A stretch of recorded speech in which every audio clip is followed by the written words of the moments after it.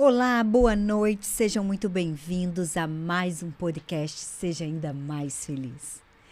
E hoje, gente, ele voltou. Tiago Novaes Cachalda. Vocês lembram dele, né? Que ele veio falar sobre comunicação. Ele é um especialista na comunicação e hoje ele traz um tema para nós, eu diria no mínimo intrigante, mas bem futurístico. Talvez fosse futurístico, mas agora está muito atual, né, Tigui? Sim. E ele vai falar sobre comunicação artesanal em tempos de inteligência artificial. Uau! E o que essas duas coisas, assim, têm a ver? Então, Daisy, primeiro agradecer mais uma vez pelo convite. Nós de que participar. agradecemos. Obrigada. Da outra vez eu falei um pouquinho sobre a questão da comunicação não violenta. E dessa vez eu quis trazer um tema que está muito em alta, né? A gente tem escutado muito nas mídias, nas redes sociais, falar sobre inteligência artificial, né? É verdade. Então, o que seria É o exatamente metaverso. o também. metaverso, o tal do chat GPT e outras tecnologias que têm inundado aí, né, nesses meios de comunicação e que talvez para minha geração, para nossa geração, não seja algo tão presente ainda, mas que na vida das pessoas mais jovens, dos adolescentes, das crianças, já é parte de uma rotina. Sim, dos filhos de muitos que nos assistem, Sim, é rotina, né? já são pessoas que utilizam dessa realidade no dia a dia, né? Então a inteligência artificial ela veio para poder, eu acho que é algo que a gente não vai conseguir se opor, não é uma opção a gente dizer que não vai aderir, acho que é uma questão de tempo até isso estar no nosso dia a dia, como algumas tecnologias que antes eram muito distantes, como a própria internet, o uso de smartphones, a transação bancária através de aplicativos e não mais presencialmente. Em alguns momentos a gente refutou, algumas pessoas refutaram um pouco, né, essas tecnologias e hoje Bancos digitais, né? bancos digitais que você não tem um atendente que você possa falar fisicamente, você não tem um caixa onde você pode ir presencial. E até mesmo a questão do Uber, iFood. Exatamente. São tecnologias que até algum tempo atrás a gente considerava que talvez a gente tinha uma opção de não aderir. E hoje a gente vê que isso faz parte da nossa rotina, a gente já vê isso com naturalidade e que a gente não tem mais como fugir ou lutar disso. contra. Então a questão quando a gente fala de tecnologia e de inteligência artificial, acredito que vai pelo mesmo caminho. É algo que vai assumir um posicionamento no nosso dia a dia e a gente querendo ou não querendo a gente vai ter que conviver. E qual é o paralelo que eu faço entre a inteligência artificial e a comunicação? É que eu vejo que a inteligência artificial ela prioriza, ela valoriza muito aquilo que é rápido, aquilo que é prático, aquilo que você, né, olha um aplicativo, olha uma tela de computador e você tem resposta em milissegundos. Você tem textos complexos, estudos que antigamente demorariam muito tempo. Hoje em dia, um chat GPT, você coloca lá um comando ou pede um texto com um mínimo de características, ele te dá um texto muito bem escrito, ou minimamente bem escrito, né, para os padrões da maioria das pessoas, né? É uma coisa quase pronta. Então, eu vejo que essa agilidade, essa facilidade, esse dinamismo, e às vezes uma coisa que é muito urgente, que é o que a gente busca muito no dia a dia, ele em alguns momentos ele é um contraponto com a comunicação. Porque a comunicação muitas vezes não vai ter essa urgência, né, no dia a dia, né? A construção da comunicação ela depende de criar relacionamento, ela depende de criar conexões. E aí, se eu começo a esperar de uma comunicação interpessoal entre duas pessoas ou mais a mesma agilidade que eu encontro numa inteligência artificial, talvez eu tenha frustrações. Eu talvez não consiga me desenvolver da forma que deveria. Vou te dar um exemplo. Você utiliza no WhatsApp aquela ferramenta de ouvir um áudio com 1,5 ou 2x de velocidade? Eu procuro não porque eu sei dos malefícios daquilo, mas eu sei que hoje é muito comum, né? Eu trabalho com pessoas que escutam... Não conseguem ouvir Não conseguem ouvir na velocidade normal. E começaram a escutar no 1,5 e começou a achar que estava lento e começou a escutar no 2.0. E tá lento já. E agora já acha lento. Não tem mais recurso. Se lançarem um 3.0, vão ouvir no 3.0. Parece aqueles rádios antigos narrando ou jogo de futebol ou corrida de cavalo, né? Você quase não entende. É verdade. E qual que é o problema? Quando a gente começa a adaptar o nosso cérebro a ouvir essas informações numa velocidade muito rápida, quando eu vou para a vida real, numa conversa com o marido, com a esposa, com o filho, com um colega de trabalho, com um cliente, com um paciente, com quem quer que seja, eu não tenho opção de colocar em 2x.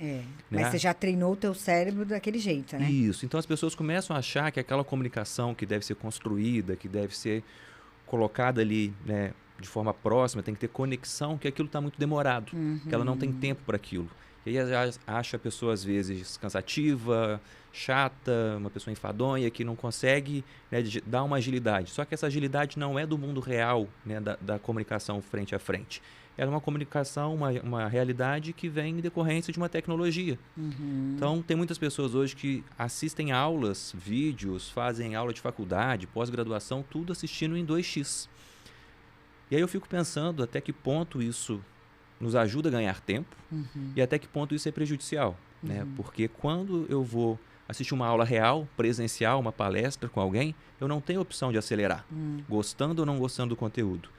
E aí o desafio do comunicador fica ainda maior. As habilidades de comunicação têm que ser mais, né, exploradas, porque eu não consigo, talvez, suprir a expectativa daquele ouvinte, porque ele está esperando algo mais acelerado, algo mais corrido. E aí, para a gente trazer um paralelo, né? Eu acho que é interessante voltar um pouquinho no tempo, só para a gente entender de onde surgiu essa nossa relação com o tempo, que envolve a tecnologia e que em muitos momentos distorce a comunicação. Se a gente voltar lá na Revolução Industrial, né? Antes da gente ter todo esse boom industrial, que foi um marcador de tempos aí, qual que era o nosso critério de tempo, né? Quando a gente ainda trabalhava muito com plantio, estou voltando séculos atrás, talvez. Quando a gente trabalhava lá atrás com plantio, o que definia o tempo do ser humano, né, neurologicamente, era a luz, era o dia e a noite. Então eu trabalhava durante o dia, quando escurecia era o momento de eu me abrigar para me proteger de possíveis riscos e perigos. E dormir, né? E era o momento de dormir, de descansar. Conforme a tecnologia foi desenvolvendo e a gente conseguiu trazer para o ambiente a luz noturna, o computador, toda essa questão de tecnologia que vem para dentro de casa, nós perdemos essa referência de dia e noite e momento de produzir e momento de não produzir. Isso aconteceu muito na Revolução Industrial, porque começaram a se gerar produções em massa e as pessoas tinham que trabalhar, né, por produção, por entrega. E aí se cobrou e criou essa analogia, essa percepção do ser humano como a pessoa que tem que entregar o tempo todo. E hoje a nossa relação com o tempo ela fica distorcida, eu acho que muito por conta dessa referência que a gente tem lá da época da Revolução Industrial. Eu, às vezes, me sinto mal quando eu estou em casa e resolvo simplesmente assistir uma série ou fazer nada no sofá. Porque me dá a sensação que eu preciso... Você não está improdutivo. Que eu estou improdutivo, que eu deveria estar entregando alguma coisa, que eu deveria estar estudando, que eu deveria estar consumindo um conteúdo interessante ou importante. E tem de sobra, sempre vai ter. A gente nunca vai dar conta de ouvir todos os podcasts que são interessantes. A gente nunca vai dar conta de assistir. Por isso que tem que priorizar esse aqui, gente, viu? Fica a dica. Hashtag fica a dica. Selecione aquele que é mais produtivo. Exatamente. E aí essa nossa relação com o tempo, ela ficou muito distorcida. Neurologicamente falando, a relação está distorcida. Porque a gente tem essa cobrança que se iniciou lá na Revolução Industrial, dizendo que a gente precisa ser produtivo 24 horas. Porque agora o anoitecer, o escurecer, não é mais um motivo para eu parar. Porque eu posso trabalhar 24 horas dentro da minha casa, né, até dentro de casa, porque eu tenho um computador, eu tenho um celular, eu tenho ferramentas de tecnologia que me ajudam a produzir. Então a gente teve uma distorção com o tempo. E eu acho que conforme a inteligência artificial vai se desenvolvendo, ela vai substituindo a capacidade do ser humano de produzir naquilo que a gente se propõe a produzir em larga escala. E aí vem o contraponto. Se eu falo em produção em larga escala, se eu falo em produção entrega 24 horas, como a sociedade nos cobra e a gente faz uma autocobrança, a inteligência artificial ela vai, acho que inevitavelmente, assumir um papel muito maior do que o nosso. Ou seja, eu não consigo concorrer com uma tecnologia que vai fazer uma entrega mais rápida e às vezes mais assertiva do que a minha. Em contrapartida, a comunicação é algo mais elaborado, que depende de uma conexão que a inteligência artificial, acredito que dificilmente vai suprir com a mesma habilidade que o ser humano. E pensando em tecnologia, a gente já entregou na tecnologia, no decorrer do tempo. Primeiro a gente entregou a nossa força física, porque a gente precisava produzir carregando peso, pensa lá nas pirâmides, lá antigamente, levar aquelas pedras pesadas e tudo era muito na força física. Então primeiro a gente entregou nossa capacidade de força física para as máquinas.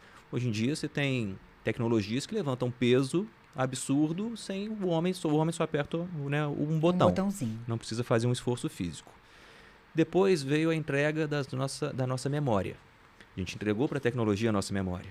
Você se lembra de algum, né, telefone que não seja um telefone antigo? Um telefone recente? Número? Um número de telefone? Não. Porque a gente terceirizou. A gente viu que o celular é capaz de armazenar aquilo. E hoje, para eu falar o telefone da minha esposa, eu tenho que parar, pensar e talvez eu lembre. Porque eu tenho a dependência, que eu já terceirizei a minha memória para a tecnologia. Eu não guardo mais todas as informações de trabalho. Não faz mais conta de cabeça. Não faço mais conta de cabeça, não decoro mais tabelas periódicas, né, coisas que antes a gente precisava fazer. Porque eu sei que se eu precisar, eu tenho um backup ali me esperando em qualquer tela que eu encontrar. Então a gente terceirizou primeiro a força. Mas acho que os livros de anatomia tem que decorar ainda. Assim espero, né? Eu espero que nem tudo a gente terceirize. Exatamente. Porque eu acho que a etapa que a gente está agora, que é a terceira, talvez, onda de terceirização, que seja a mais crítica que a gente vai enfrentar. Então, primeiro, a gente terceirizou a força para as máquinas. Depois, a nossa memória. E agora, com a entrada dessa inteligência artificial, a gente está, talvez, começando a terceirizar a nossa criatividade. Uau. Porque eu começo a entregar para um sistema como um ChatGPT, por exemplo, a capacidade de produzir um texto para mim. E a minha capacidade de utilizar a criatividade? Eu vou dar para aquela inteligência informações básicas e ela vai produzir um texto com uma qualidade... O que mais intriga é a velocidade e a qualidade que entrega. Se for para um escritor, para um filósofo, alguém que entende de literatura, talvez ele vai ler aquele texto e vai falar, não, é bem mediano. Mas para a maioria das pessoas, para alunos de escola, ele é um texto muito bom. Tanto que muitas pessoas hoje utilizam ele para poder fazer postagens nas redes sociais. Coloca lá as informações, ele traz todo legenda de posts, descrição, ele traz tudo ali e você só posta. Você às vezes edita uma coisinha ou outra. Então a gente chegou num momento onde talvez a gente comece a terceirizar, né, a nossa criatividade. E aí talvez venha um risco. E por isso, né, acredito que surgiu recentemente uma carta aberta que foi assinada por centenas de pessoas, entre elas, né, o Elon Musk, Yuval Harari, pessoas, né, de nome, né, ou filósofos ou grandes empresários, mas que investem em tecnologia, até pedindo para os pesquisadores da inteligência artificial segurarem um pouco as pesquisas e desenvolvimento, porque não sabe qual vai ser o impacto disso, né, na sociedade. Então pediram para segurar um pouco por 6 meses. Coisa que eu acho muito difícil de acontecer. O próprio Elon Musk acho que não vai parar de desenvolver nada esperando alguma coisa. Mas a gente não sabe exatamente como a gente vai lidar com isso, né, num futuro próximo. Qual impacto isso vai trazer para a gente. Eu, particularmente, vejo com bons olhos. Sabe? Acho que se a gente souber utilizar a ferramenta, isso vai ser a nosso favor. Mas talvez a gente tenha algumas necessidades drásticas de adaptação até isso caber na nossa realidade de uma forma que seja realmente associador, né? Que agregue para a gente, não que substitua. Eu vejo quão importante é a gente ter consciência disso, entender para onde a coisa caminha, porque com certeza quem pegar o caminho inverso, né, e priorizar essa questão não só da criatividade, que eu acho que é da nossa natureza humana, né? Essa questão da criatividade e tudo mais, assim, principalmente de relacionamento e dessa comunicação e você priorizar isso vai chegar num futuro muito próximo em que isso vai ser muito raro. Sim. Essa questão do relacionamento. Então, eu acho que quem tiver isso vai se dar muito bem, vamos colocar assim. Porque é como se... Como é que é? Em terra dos sem dente, quem tem dente é rei, né? Isso. É aquela coisa. Exatamente. E acho que vai ser meio por aí, né? E é muito interessante isso, porque o próprio manual do fabricante fala, né? Que chegaria um tempo em que o amor de muitos se esfriaria. Sim. Então, essa substituição, né, da gente estar colocando a máquina, né, para fazer um papel nosso. Eu acho que a gente tem dois... E máquina não se relaciona. Não se relaciona. Se relaciona de forma muito fria, né? Ela atende aquilo que foi programada para fazer. Exatamente, né? Existe acho que 2 tendências aí nessa questão de destaque, né, nos próximos tempos. Profissionais que vão se destacar são aqueles que sabem dominar essa tecnologia ou que têm criatividade para construir novas tecnologias. E eu acredito que o outro viés vai ser de pessoas que têm habilidade de lidar com outras pessoas. Então vai ser o momento, talvez, né, das pessoas, dos psicólogos, dos psiquiatras, dos profissionais que exploram, né, no bom sentido, essas características humanas. E não só que se preocupam com essa entrega em larga escala. Eu trabalho em um hospital, né, e eu vejo que muitas vezes o que se espera no atendimento, mesmo dentro de um ambiente hospitalar, é uma entrega em larga escala. Você tem que produzir, entregar, produzir, entregar, produzir, entregar, e aí depois vem uma cobrança. Tá, mas cadê a humanização? Cadê a experiência do paciente, né? A experiência positiva mesmo num cenário, num ambiente que não é o mais favorável, ou seja, ninguém quer estar no hospital, né? Exatamente. Só quem trabalha lá.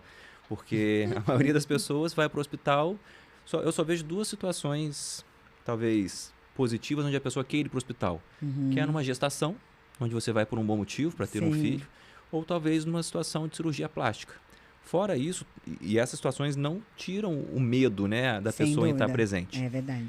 E se as pessoas dentro de um hospital, por exemplo, não conseguem se conectar com o paciente, não conseguem entender que aquela pessoa tem medo, que aquela pessoa tem ansiedade, que ela não sabe qual vai ser o resultado do tratamento, da cirurgia, como que a gente vai... Ela tem necessidade de ser ouvida, de ser acolhida. Isso. Né? Como que talvez uma máquina vai conseguir atender essas pessoas com a qualidade que um ser humano talvez consiga? Eu acho que em algum momento futuro, talvez se aproxime bastante. E hoje a gente é atendido por máquinas em vários momentos, né? Inclusive o hospital tem o acompanhamento de inteligência artificial, o robô Laura, né? E outras questões. Mas eu achei interessante que na semana passada eu estava participando de um congresso sobre qualidade e segurança hospitalar. E aí estava se falando sobre cirurgias robóticas. Então hoje está em alta para os hospitais que têm condição ter um robô que faz cirurgia. Esse robô, ele é operado por médicos que precisam fazer uma formação específica, que precisam fazer um curso de muitas horas. Ele é cheio de travas e sistemas. Por exemplo, se o médico fizer um comando muito brusco com a mão, o robô não replica ele tem um filtro para evitar uma lesão dentro do paciente. Então ele faz um movimento... Então ele tem uma segurança, ele traz uma segurança. Ele tem vários critérios de segurança, sabe? Mas ele também traz outras inseguranças que o ser humano não... Sim. Mas com certeza minimiza os riscos. O tempo de recuperação é menor, ou seja, tecnologia dentro de cirurgia. A gente está entregando literalmente a nossa vida numa cirurgia cardíaca ou outras coisas na mão de um robô, claro, operado pelo homem, que a gente entende que é capacitado para aquilo, mas a gente está tendo todo um processo realizado por uma máquina, com a confiança de que os movimentos serão mais precisos, a taxa de infecção diminui, que a gente tem benefícios com isso. E menor tempo no hospital. Menor tempo de permanência no pós-operatório, isso tudo é real, tá? Só que o que me chamou a atenção nesse congresso era um dos itens que diziam ser mais frágeis e que precisava entrar nesse treinamento de muitas horas, que normalmente é feito no exterior, dos médicos que vão operar esses robôs, que é sobre comunicação. Porque não adianta uma equipe estar envolvida com todo um aparato tecnológico que te faz detectar micro, né, lesões e fazer cirurgias muito precisas que a mão humana e o olho humano provavelmente não fariam, se não tiver uma comunicação entre aquela equipe. Porque não é uma pessoa só que manipula o robô. Você tem médico, você tem anestesista, você tem assistente, você tem enfermeiros, e cada um tem o seu papel ali dentro, mesmo que eles não estejam fisicamente. Então, o alinhamento da comunicação para essa equipe é um dos critérios principais para quem vai fazer cirurgia robótica e que é trabalhado e é um desafio como qualquer outro local, com tecnologia ou sem tecnologia. Então, você vê que essa questão do relacionamento, né, interpessoal, entre pessoas, isso é uma coisa que nunca vai se perder. Eu também acredito que não. Que a gente vai ter sempre aí uma necessidade de conexão. Exatamente. Né? E outra. Porque faz parte da nossa essência. Nós somos criados para isso. Para nos relacionarmos primeiro com o Pai e depois entre nós, né? E faz parte da essência. Sim.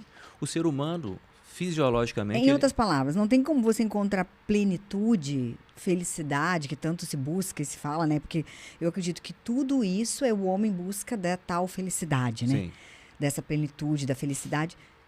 Se você fugir do projeto para qual você foi criado. Sim. Né? Quer dizer, ao contramão da história. Exatamente. Fisiologicamente, neurologicamente falando, o ser humano ele foi construído para conexão, para se conectar com outro ser humano. Por isso a gente se sente tão realizado quando está próximo de um amigo, próximo de alguém que você ama. Por isso que o abraço, né, libera endorfinas, ocitocina, né, do nosso corpo. Quer dizer, a farmácia libera uma farmácia dentro da pessoa, né? Sim. Um abraço, olho no olho, né? Que é o V0, conexão. Então, isso é muito poderoso. Sim. E ao mesmo tempo, né, quando a gente está muito estressado e a gente está sob essa pressão de que eu tenho que fazer entregas como se eu fosse uma linha de produção, como se eu fosse uma máquina, que eu acho que aí está o perigo da comparação, sabe? Colocar a gente com essa capacidade de competir e concorrer com máquinas que vão se desenvolvendo em velocidade muito maior do que qualquer habilidade humana e que a gente não dá conta de competir.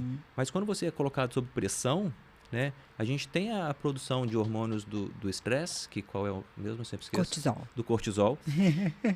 Que é uma produção de um hormônio que nos coloca no modo de luta ou fuga, que é uma reação do corpo, né, natural, quando você está numa sensação de perigo. Se você está achando sobrevivência, uma né? explosão, que está pegando fogo, ou se você viu um animal que você acha que é perigoso, né, o organismo ele te envia automaticamente sangue para as extremidades, ou para você fugir, sair correndo, literalmente, daquele ambiente, ou para você lutar. Então, isso te tira a capacidade racional e te bota muito mais no modo de sobrevivência. Tá? E o estresse que é causado por conta dessa comparação, essas coisas, também, né, leva para esse cenário de você ficar com essa produção de cortisol muito elevada e uma sensação sempre de urgência, de emergência. Então, até que ponto, né, a gente consegue caminhar, concorrer, se desenvolver? Então, é nesse sentido que eu acho que talvez essa revolução traga para a gente algo positivo. Porque vai ser, espero eu, o momento em que a gente vai começar a voltar a dissociar. Aqui está o ser humano, aqui está a máquina. A máquina faz algumas tarefas muito melhor que o ser humano e o ser humano faz outras tarefas que a máquina nunca vai fazer. Nunca vai fazer, exato. Essa é a minha esperança e essa é a minha expectativa. Né?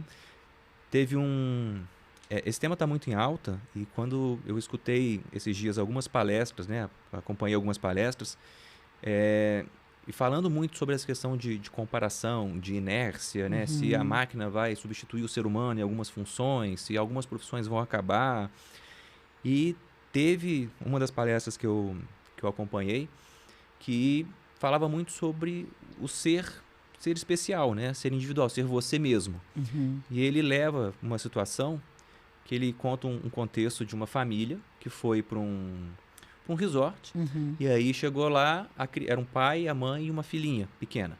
Essa filhinha tinha um bicho de pelúcia, que era acho que uma girafinha, uma vaquinha, e que na hora de voltar esqueceu no quarto, né, esse bichinho. A girafinha. A girafinha, vamos supor que seja a girafinha. Então, esqueceu a girafinha no quarto.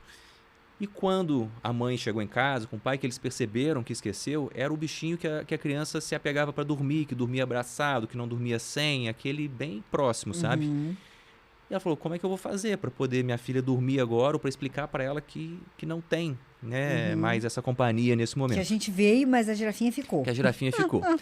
E aí eles fizeram contato com o resort, esse resort falou que estava lá, que eles encontraram a girafinha, e que ia enviar o mais rápido possível, mas que o mais rápido possível ainda deveria demorar ali uns 3 dias, pelo que eles calcularam junto, né, com o Correio, Sedex, enfim, o sistema de envio. E o que eles fizeram? Um funcionário que agiu diferente de uma máquina, que se colocou na situação dessa família, que entendeu... Fez o que uma máquina jamais faria. Que fez o que uma máquina jamais faria, que talvez tenha um filho ou uma filha... Usou a criatividade. Usou a criatividade, exatamente. Ele pegou essa girafinha, levou primeiro para a beira da piscina, colocou numa cadeira de praia e tirou foto dela com um óculos escuro na cabeça, como se estivesse na beira da praia. E mandou a foto para a família e falou assim, mostra para a criança, para a filhinha, que a girafinha resolveu ficar aqui com a gente mais uns dias porque ela queria descansar. Então hoje ela está curtindo uma piscina e tomando um sol. Aí tirou outras fotos dessa girafinha sentada na frente do computador, falando assim, ela faz parte da nossa equipe agora. Então ela está ajudando a gente a atender os clientes, as crianças que estão chegando. Tirou uma outra foto dessa girafinha como se fosse num spa, com toalha na cabeça, com, né, coisa nos olhos, né, pepino nos olhos, máscara, aquela coisa toda, e mandou essas fotos para a família. Enquanto isso, claro, tirou as fotos num dia só, mandou a girafinha para chegar em 3 dias, e a mãe, a cada dia que passava, mostrava uma foto para a filha, falando, hoje ela está na piscina, hoje ela está ajudando a atender outras crianças, e hoje ela está tá num spa, tá descansando para chegar amanhã. E no outro dia já está ela tá vasculhando aqui. e hoje ela está aqui. E aí, uma situação que era para ser extremamente traumática, talvez para uma criança, ou minimamente desconfortável, né? Ela se transformou. Porque teve essa criatividade, teve a capacidade de conexão, de entender o que o outro fazia. E um contexto que eu acredito que, por mais que se desenvolva, uma máquina nunca vai fazer. Com certeza. Né? Talvez ela crie uma imagem de uma girafa artificialmente, mas não é a mesma coisa. Né? Pensar nessa história, pensar no contexto, pensar em tudo que... Né, precisa de uma conexão, né? precisa... De um se colocar no lugar do outro, uma compaixão, para poder ter isso, né? Dentro da neurociências existe o que se chama de teoria da mente, que é a capacidade do ser humano deduzir, né, interpretar o que está passando na cabeça do outro ser humano. Então é por isso que a gente às vezes se conecta quando a gente vê uma reportagem que mostra crianças muito magras, passando situações, né, difíceis, ou idosos em condições que não são boas, ou quando a gente vê um acidente onde você vê um marido perdendo a esposa perdendo, né, a mãe perdendo o filho, essas coisas, a gente acaba se conectando e às vezes a gente sente uma emoção forte vendo aquilo, mesmo eu não conhecendo a pessoa, mesmo eu nem sabendo quem é aquela pessoa. Quando tiver essas imagens de enchente, que aconteceram muito agora, né, a gente se solidariza e a gente sente às vezes, né, uma sensação ruim de perda como se fosse com a gente. Exato. Ou como se eu tivesse acontecendo com alguém que eu conheço. E às vezes eu nem sei quem é a pessoa, é numa região muito distante, um lugar que eu nunca fui. Só que é essa teoria da mente sendo colocada em prática, de um ser humano conseguir reconhecer no outro a dor que eu sentiria se eu estivesse naquele contexto. E aí, esse é um nível de conexão que eu acredito que nunca vai acontecer entre uma máquina. Espero que não aconteça, né? Talvez a gente seja surpreendido, mas não dá para dizer o que vem pela frente. Mas eu acredito que a gente, né, tem muito a caminhar, tem muita coisa pela frente, mas se a gente souber usar da tecnologia, vai ser a nosso favor. Mas eu acho que nem todo mundo vai saber. A gente ainda vai passar por alguns apertos. Sem contar assim, né? Quando você passa por uma situação, quer ver, vamos pensar uma situação de perda, né? Uma mãe, por exemplo, que perdeu um filho. Quem melhor entende uma outra mãe que perdeu um filho também do que aquela? Né? Que máquina que vai poder entender isso? Como que você configura um computador para entender essa sensação? Né? Então, quer dizer, tem situações que você vive e difíceis que que você supera essas situações, essas dificuldades. E aí é o que eu falo, né? Quem é ferido fere, quem é curado cura, né? Mas aí essa cura, essa cicatriz, ela serve para curar outras feridas iguais àquelas, né? Isso é uma coisa que você só encontra nos relacionamentos, né? Eu acho que às vezes não precisa a gente nem pegar um exemplo tão drástico, sabe? De uma perda tão severa. Dei um exemplo aqui, mas eu digo, qualquer situação que você já tenha vivido, passado, você vai conseguir entender uma pessoa que esteja vivendo aquilo que você viveu muito melhor do que uma outra que não tenha vivido, por exemplo. Com certeza. Quanto mais uma máquina, né? Mas assim, existem algumas emoções básicas em todo ser humano, né? Então, quando a gente fala de emoções básicas, a gente está falando daquelas características de emoção que, seja aqui no Brasil, seja na China, seja na África, seja onde for, e às vezes até em alguns animais, aquela emoção, ela gera algumas reações que elas são universais. Então, a tristeza, por exemplo, as emoções básicas são aquelas que a gente vê no filme Divertidamente. Tá? No filme ele representa 5, que é a raiva, a alegria, o medo, a tristeza e o nojinho. São as 5 emoções básicas. Depois surgiu uma sexta, ia ter uma sétima, mas a sexta é a surpresa. Ah, é?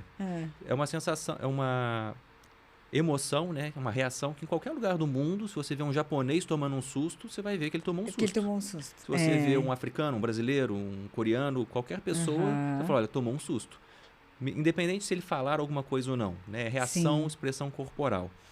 E por mais que a máquina seja capaz, e já é capaz, né, de interpretar esses sinais, né, faciais, que faz parte da comunicação, um apertar dos olhos ou abrir a boca é a comunicação não verbal, né?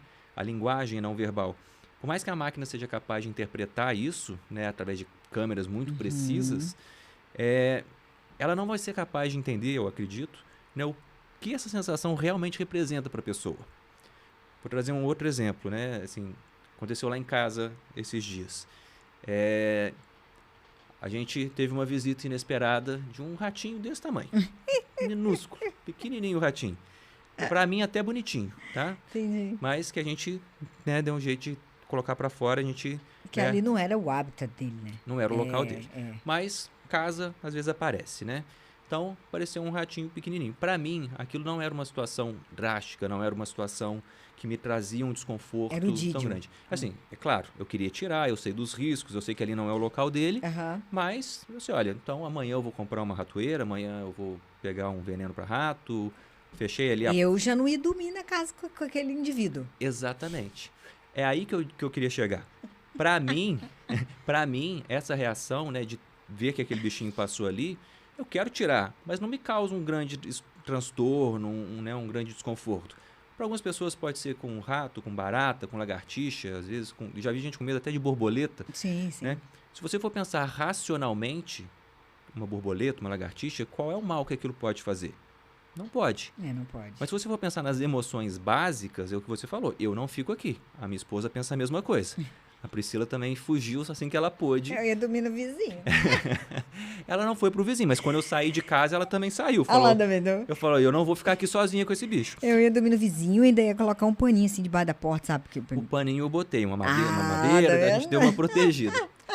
Só que a questão é, essa emoção, quando eu digo que a gente não precisa trazer situações tão drásticas para entender, é uma emoção que para mim, a minha reação é parecida com a de uma máquina nesse momento, sabe? Aham. Eu não vejo risco. Se eu fosse dar uma informação técnica... Tu vai lá, consulta a tua máquina. Quais os riscos O que de pior poderia me acontecer? um rato pode me trazer? Ah, Ele pode passar em trazer cima de mim? uma doença, nojo, mas ele vai me morder, vai me atacar, né? Muito provavelmente não, ele vai fugir. Só que a emoção que você falou que tem, que a Priscila tem, minha esposa, de saber que pode ter aquele bicho ali, é uma reação que foge do racional. Ela vai muito pro emocional. É verdade. E vem disso, às vezes, de criação, de experiências anteriores, de situações onde você não tem um controle racional. Uhum. Você... Eu tive uma amiga de uma amiga, né? Que ela morria de medo de gato. E ela olhava pro gato, parecia que tava vendo um leão, uma fera. Você vê, né? Um animal perigoso, né? Aham. E o máximo que ele ia fazer é arranhar ela. Mas ela, né? nossa, ela morria de medo mesmo. Essas reações, elas não são reações racionais, elas vêm muito do emocional. E aí pode ser desde uma questão de experiências anteriores a um rastro de evolução lá da pré-história, de quando a gente via animais rastejantes dentro das cavernas e via aquilo como realmente um perigo. Um animal peçonhento, um animal que poderia causar um risco à vida lá antigamente. Só que o cérebro hoje ainda interpreta um pouco disso como riscos. Isso foge do racional. E uma máquina não vai conseguir trazer para a gente, né, por mais que ela identifique essa pessoa está com expressão de medo, que é uma reação universal, ela não vai conseguir, talvez, trazer uma proporção. Esse medo é só um medo, é um desconforto, é um pânico, essa pessoa não vai conseguir ficar em casa por causa disso. E aí vem a capacidade do ser humano de analisar, né, e tentar não julgar. Que volta lá no conteúdo do outro, que é a comunicação não violenta. Né? Qual é a necessidade, né, daquela pessoa, da sua necessidade naquele momento? É me sentir protegido. Eu não quero ficar na casa com esse animal terrível, que é um ratinho desse tamanho. Mas eu preciso me sentir protegido e eu não estou me sentindo. Então a sua emoção te diz que você tem uma necessidade que não está sendo atendida. E uma máquina provavelmente não vai trazer isso. Né? Então, voltando um pouquinho... A máquina não vai saber qual é a tua necessidade que precisa ser atendida, né? Talvez ela interprete de maneira muito fria, né? Ou exato. até algumas coisas... De acordo com o que ela foi programada, Ela né? foi programada. Talvez ela te traga uma coisa totalmente fora do padrão, ou algo que você concorde plenamente. Eu acho que vai ter uma evolução a ponto de ser muito útil, sabe? Porque hoje a gente já trabalha em hospital, por exemplo, né? Voltando para o ambiente onde eu tenho familiaridade. A gente trabalha com questões de escala da dor, que às vezes é avaliado em recém-nascidos, é avaliado em pacientes que estão em coma induzido, por conta de expressões faciais, por conta de sons que são emitidos. Não é que ela está me dizendo, eu estou com uma dor nível 9, 10. Ela está demonstrando através da linguagem não verbal. E às vezes você tem uma máquina, um monitor que te olhe isso em tempo integral e que te gere um alerta no meio da madrugada, dizendo, olha, essa pessoa começou a apresentar alguns sinais, algumas características que precisam de uma atenção, de uma medicação para dor, o que for. Eu acho que vai ser muito útil. Só que isso não vai substituir, né, de uma forma geral, a sensação, né, que a pessoa tem de ser atendida por outra pessoa. A gente estava falando da cirurgia robótica, né? Imagina se você está no hospital, qual é a sensação que é mais agradável? A gente tem lá no hospital duas propostas, né? Na verdade, a gente já tem dois cenários diferentes. Você tem a cirurgia robótica, mas a pessoa quase não vê ali o que está acontecendo. Você tem todo um processo quando você vai fazer uma cirurgia cardíaca, por exemplo. Então, quem vai fazer uma cirurgia cardíaca, né, tem um programa onde você vai no dia anterior, você faz um tour pelo hospital, você conhece no centro cirúrgico, você é apresentado para a equipe que vai estar com você. Parte da equipe vai lá e te apresenta e fala assim, olha, quem vai estar aqui amanhã? Você e eu. Quando você acordar, vai ser o meu rosto que você vai ver. Eu sou psicólogo, eu sou enfermeiro, né, eu sou médico. Então, quando vai acontecer dessa forma. Quando você acordar, você vai estar meio sonolento, mas é o meu rosto que você vai ver. Meu nome é tal, você pode me chamar, pode trazer suas demandas, que a gente vai estar te acompanhando. Olha a experiência que eu estou trazendo para essa pessoa. Ela saber o que vai acontecer depois de uma cirurgia cardíaca. E aí ela acorda e vê exatamente aquilo que foi dito a ela. Agora, imagina se eu acordo e eu vejo uma tela na minha frente, né? Um robô, um monitor, alguma coisa na minha frente, só monitorando os sinais vitais. Qual é a sensação que eu tenho? Algumas pessoas talvez se sintam mais seguras, né? Falam assim, eu confio mais na máquina do que na avaliação do ser humano. Eu acho que a maioria das pessoas gostaria de ser acolhido com esse calor humano. Com certeza. Né? De ver um outro ser humano com o qual eu já falei, com o qual eu já, né, demonstrei quais são os meus medos. Não, mas não precisa ir muito. Estou me recordando aqui agora. Tu já viu muitas empresas que trabalham com robô no WhatsApp, né? Tu manda uma mensagem, vem aquela mensagem automática. Não é horrível aquilo? Eu normalmente quero falar com uma pessoa. Não, eu vou lá direto no 9. Meu Deus, que horas que a pessoa vai aparecer aqui?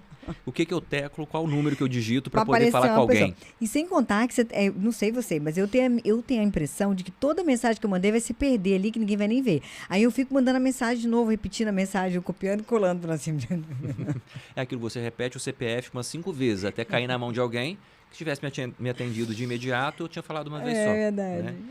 Então, acho que tem muito essas adaptações ainda para vir pela frente, sabe? Muita coisa que a gente ainda vai entender como vai acontecer, muitas coisas que a gente não faz ideia de como serão, mas que eu acho que, né, vai ser uma realidade que a gente não tem como fugir. Mas hoje eu vejo assim, por exemplo, igual a Magalu lá. É bonitinho aquele robô lá e tudo, mas tu quer conversar com ela? Não. Tu quer que ela que resolva os teus problemas, que ela que te escute? Não. Não quer, tu não quer.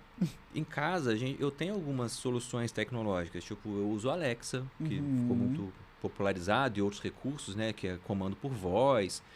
Então, hoje eu não faço mais uma lista de compras escrevendo. É sempre Alexa, inserir tal item na minha lista de compras.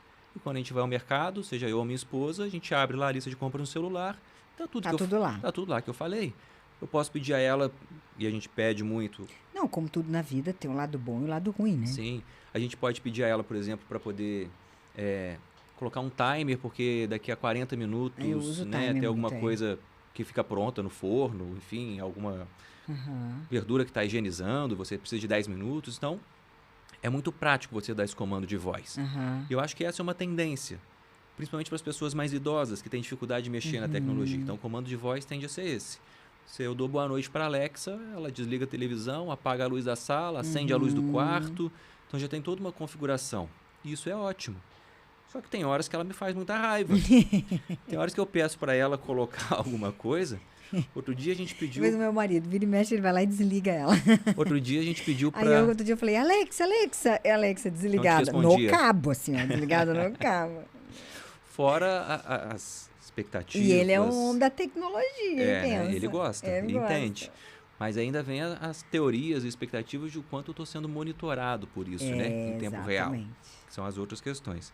Mas esses dias teve uma situação engraçada que eu pedi a Alexa para ela colocar na lista de compras Big Apple.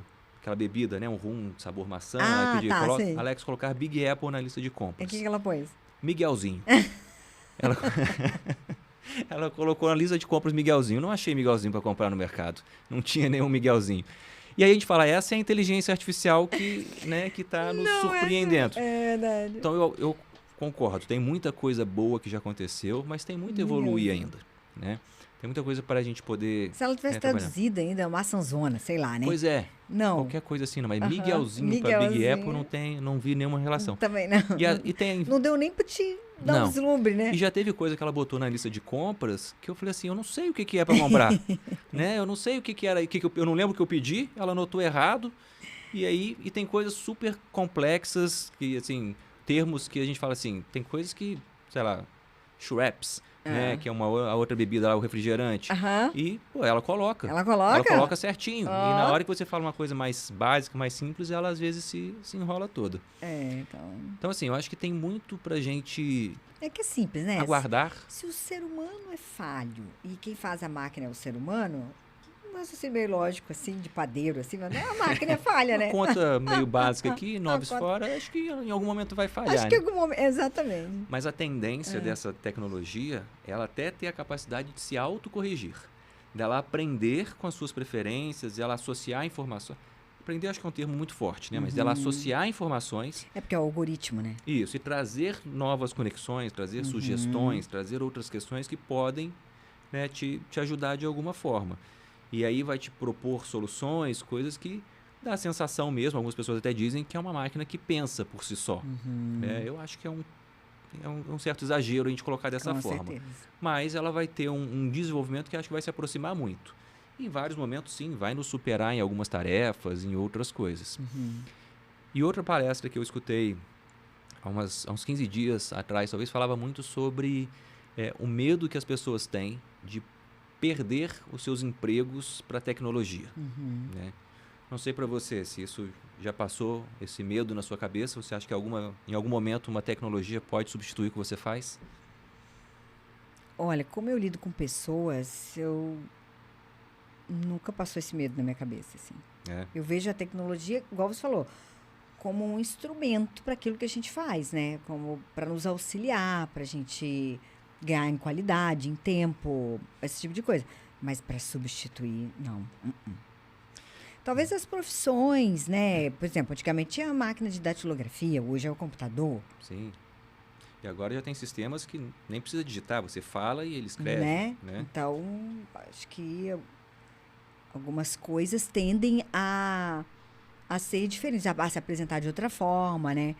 Talvez algumas coisas deixem de existir e vir uma nova, mas eu entendo isso como o ser humano é muito adaptável, né, Tigui? Muito extremamente adaptável, Sim. né? O que eu acho, e que nessa palestra até foi reforçado, e eu concordo, a gente tem que fazer uma análise, uma autocrítica, né? Como é que eu executo o meu trabalho hoje? Eu faço de forma muito mecânica, muito automática. Eu vou lá todos os dias e faço as mesmas coisas da mesma forma, com o mesmo passo a passo, sabe? É tudo quase que automatizado, né? Eu estou fazendo aquilo sem nem pensar mais. Se eu estou nesse nível, se eu sou uma pessoa que executa exaustivamente a mesma tarefa, da mesma forma, todos os dias, com os mesmos tempos, eu acho que sim, que em algum momento uma tecnologia pode te substituir. Mas se você entende, como você falou, que eu lido com pessoas, eu atendo a necessidade de pessoas, eu entendo as dores das pessoas e tento propor soluções para elas através, né, do meu mercado de trabalho. Eu sou a pessoa que acolhe um sentimento, eu sou a pessoa que entende as demandas, as necessidades e de uma forma sem grandes barreiras tento achar soluções ou tento propor a melhor solução, eu acho que a gente está mais seguro. Com acho que a gente certeza. não Se corre você esse estiver risco. fazendo uso daquilo que Deus te deu, né? Das tuas potencialidades, da tua criatividade e no propósito, não tem como te substituir, porque você é o único que foi criado para aquilo e não tem mais ninguém para fazer aquilo, não ser você. Você pode ter outra pessoa que faça a mesma tarefa de forma diferente, mas igual você não vai tem. ter. Exatamente. Eu tava... A gente nunca pode perder isso de vista, né? Sim. A gente as pessoas, a sociedade, então a gente tem caminhado muito para isso, tende a enxergar o ser humano como um produto de indústria, que é tudo igual. Né? Por exemplo, vamos fazer essa caneca aqui, ó. Aí a máquina vai fazer essa caneca. Ela vai fazer todas iguaizinhas, assim. Produto de indústria, né? Tudo igual. E a prova tanto disso é que nós somos únicos, que a gente tem esmalte de dente única, íris única e digital única. Para provar que nós somos únicos. Únicos. É verdade. Então, é como se fosse aquelas peças do quebra-cabeça, né? Que não tem uma peça igual a outra, né? Mas que a gente precisa de todas para montar o quebra-cabeça. Então, quer dizer, aquilo que...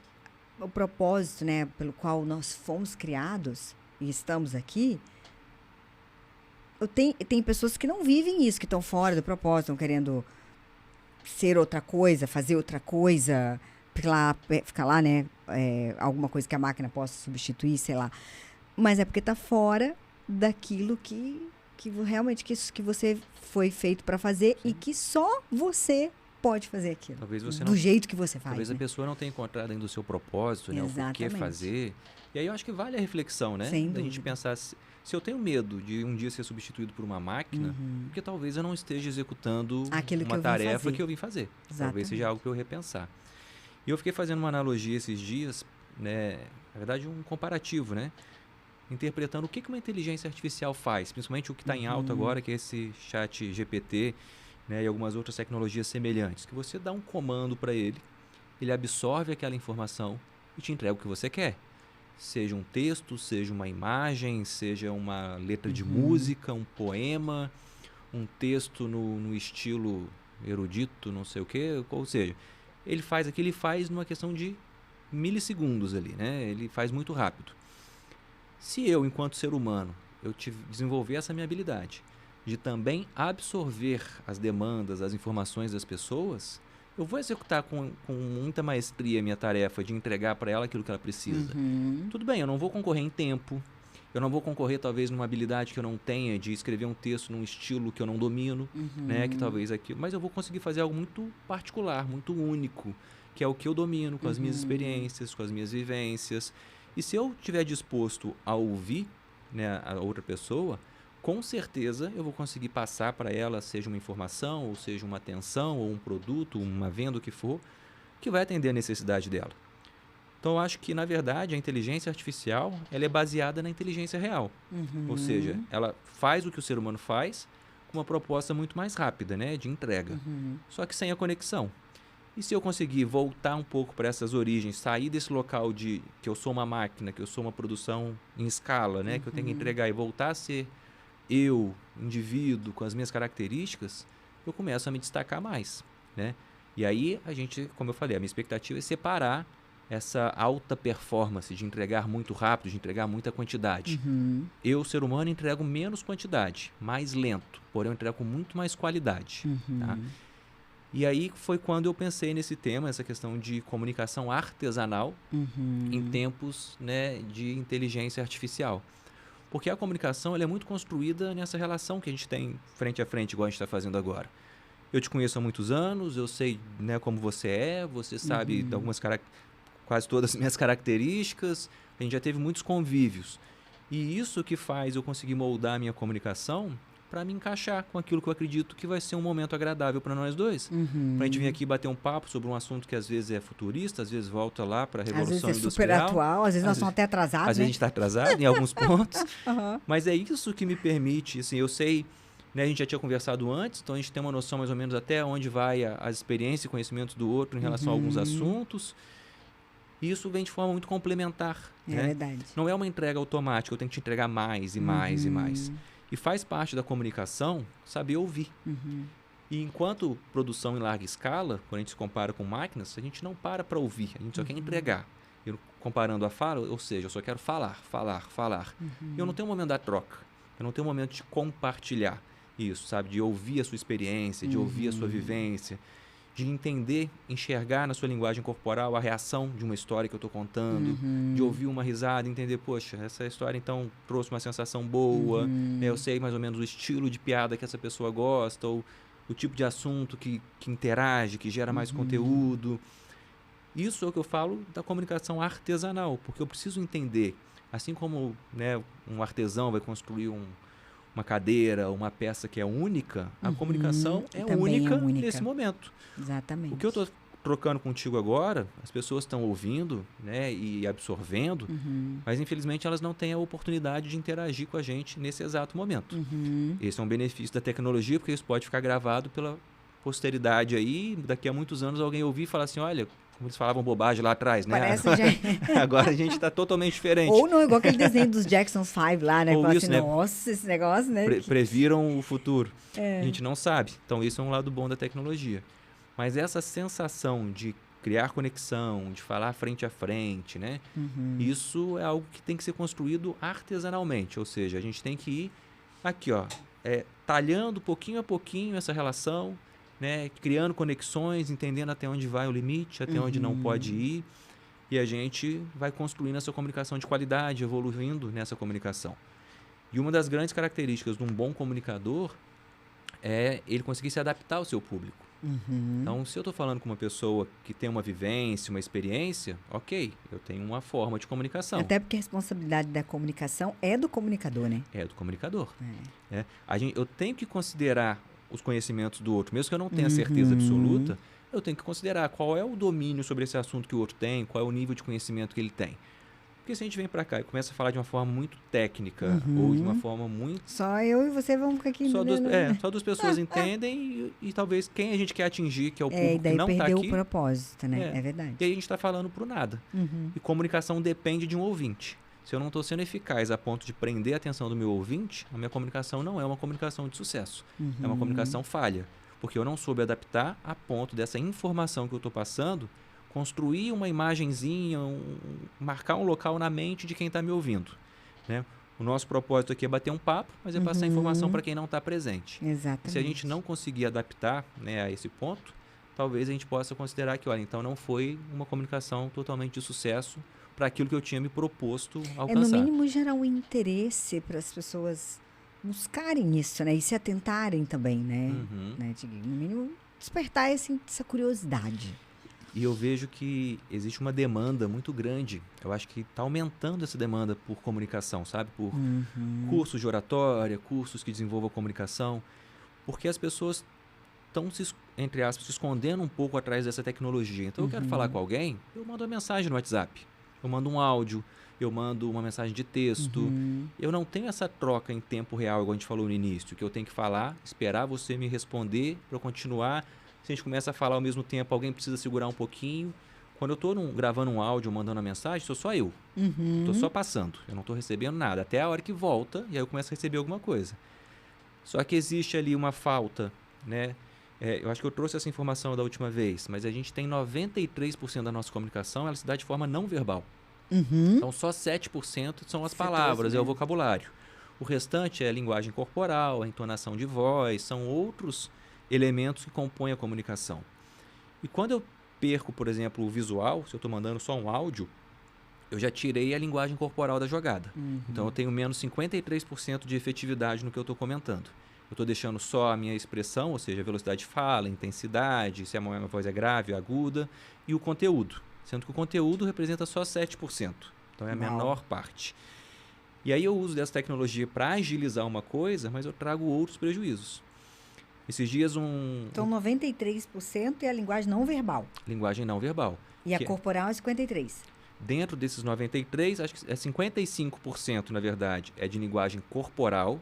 São as expressões, meu gesto de mão, como eu posiciono quando eu estou sentado, se eu estou inclinado para frente, para trás, se eu estou sorrindo, se eu estou com esse músculo aqui entre os olhos contraído, entre as sobrancelhas. Lembrei daquele seriado que tinha, né, que fazia leitura.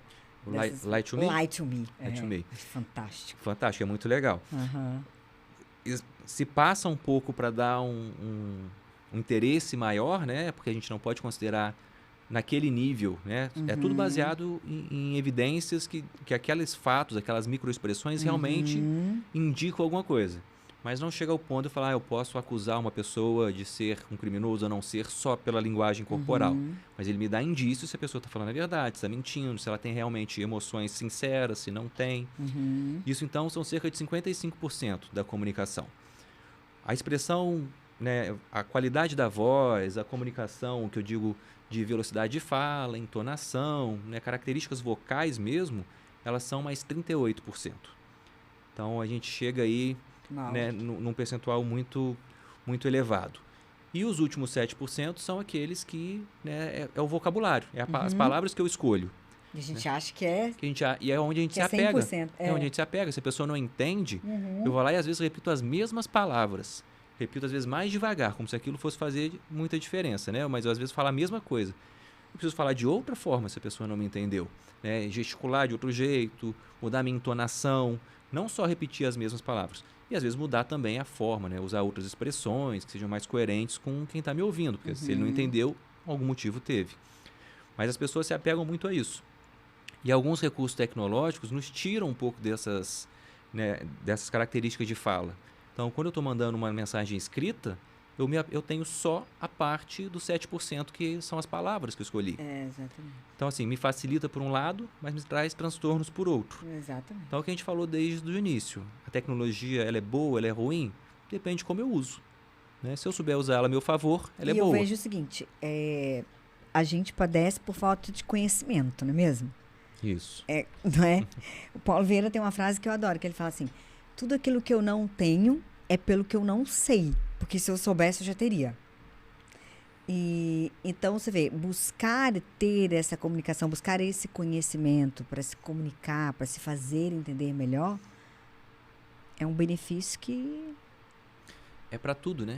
Para tudo. É no trabalho, é na vida Isso pessoal, é com os filhos, com os funcionários, na funcionários, empresa. é com desconhecido, exatamente. é com a pessoa na rua. Com o seu fornecedor, com tudo.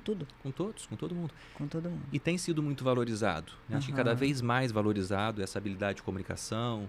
Né? E eu acho que é uma tendência a ser ainda mais com essa questão da inteligência artificial aí, assumindo alguns papéis no futuro, próximo ou talvez não tão próximo. É verdade. Acho que as pessoas que têm essa habilidade de se comunicar, elas vão ocupar um local de destaque. Hoje já ocupam, né? Uma pessoa que se comunica bem, ela já tem um diferencial, às vezes, numa equipe, num ambiente de trabalho, é quem se destaca numa rede social. E isso, né, eu acho que é uma característica que é muito valorizada. E eu acho que ela vai ser ainda mais valorizada, né, daqui para frente.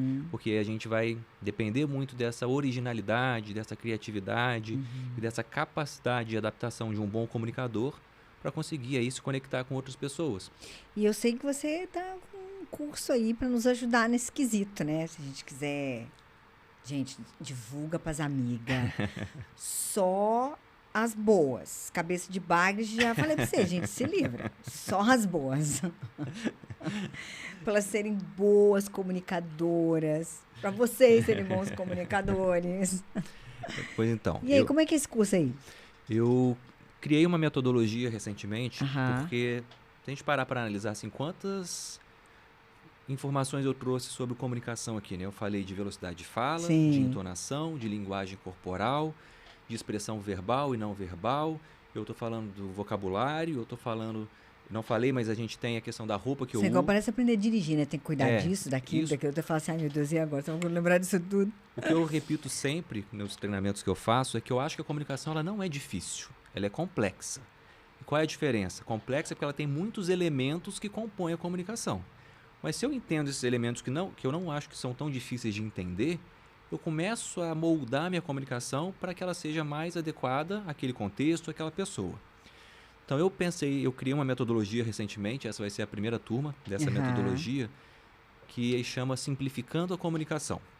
E aí eu defini 3 passos básicos onde vai ajudar as pessoas a entenderem esses elementos que compõem a comunicação e começar a gerar essa habilidade. Eu já vi que é simples, são só 3. São 3. Porque senão não, uma coisa super simples, são 20 passos básicos. Isso. Com 45 etapas você aprende a dar um bom dia. Não, é simples. Eu não digo que isso vai tornar a comunicação menos detalhada, né? Assim, a comunicação ela vai... Mas você vai conseguir aplicar... Exatamente. No mesmo dia. A comunicação não muda, mas você consegue sair desse momento ali, dessa capacitação, desse treinamento, entendendo os 3 passos essenciais que eu tenho, que eu preciso dar para poder moldar minha comunicação a qualquer contexto. A partir daí, dentro desses 3 passos, você tem outras ferramentas, outros elementos para desenvolver. Mas a ideia é simplificar. É um processo inicial para quem ainda se sente muito perdido. Como que eu faço para conversar melhor, para me apresentar melhor numa reunião de trabalho? Gravar lives. Gravar vídeos, gravar lives. Né, fazer apresentações, podcasts. Quais são as ferramentas que eu utilizo? Então, esses 3 passos já vai dar um bom direcionamento para a pessoa começar a se desenvolver, se identificar naquele contexto, criar sua identidade de comunicação, né, que eu acho que cada um tem uma identidade comunicativa e não tem melhores ou piores. Eu tenho comunicadores com perfis diferentes, uns muito bons para um contexto, não tão bons para outros. Alguns que se destacam mais, talvez, num podcast, outros que destacam muito numa live. Depende, Viu? né? Aquilo que eu falei, né? Se a pessoa tiver no propósito, naquilo que ela vai brilhar ali. Isso. Você vai ver que ela tem os requisitos para aquilo ali. E aí, incrível isso. a ideia é essa, ajudar a pessoa a se encontrar no seu estilo de comunicação, no seu Que propósito legal. de comunicação, onde ela vai conseguir desenvolver essa habilidade no dia a dia. Não existe milagre, né? É prática. Tu não é o milagreiro? Não sou milagreiro. Infelizmente, ainda não aprendi a fazer esse tipo de mágica. Brinco com algumas outras, mas esse tipo não. Mas é um passo, um direcionamento inicial muito importante e muito aplicável para a pessoa começar a desenvolver sua comunicação, ou para quem já tem, conseguir entender com uma simplicidade maior. Então, esse treinamento ele vai acontecer agora no dia 13/5. Vai ser aqui em Balneário Camboriú. É um treinamento presencial. Vai ser na rua 1500, é bem central. Perfeito. 13/5, né? 13 de maio é um sábado. Vai acontecer na parte da manhã, entre 8 e meio-dia. Então, só aí... Se as pessoas quiserem adquirir o ingresso, como fazem? Isso, é Tem só... seu Instagram? Tem no meu Instagram, então, Thiago Cachaldora. Nós vamos deixar aqui. Vai deixar aí o caminho. E lá na bio tem o link para fazer a inscrição. Ah, ótimo. Ou então pode entrar no site da Simpla, Simpla com ESY, né, .com.br, e procurar por Simplificando a Comunicação, que vai encontrar lá os ingressos para poder comprar. Simplificando a comunicação. Pois é. Simpla é uma plataforma de venda de ingressos, shows e qualquer eventos, né? E vende de curso também, então eu vinculei lá, né, esse ingresso para facilitar. Bacana. Top das galáxias. Gostei. Então, bora lá, né? Indicar para as amigas, só para aquelas amigas que vocês gostam. Eu vou saber as amigas que são boas. A gente vai estar lá, né? A gente vai ver quem foi. Exatamente. O resto vai ser tudo cabeça de bagre. Thiago, muito obrigada. Foi tremendo esse tempo que passamos aqui. Aprendemos muito. Toda vez que você vem, a gente sempre aprende um pouco mais sobre comunicação.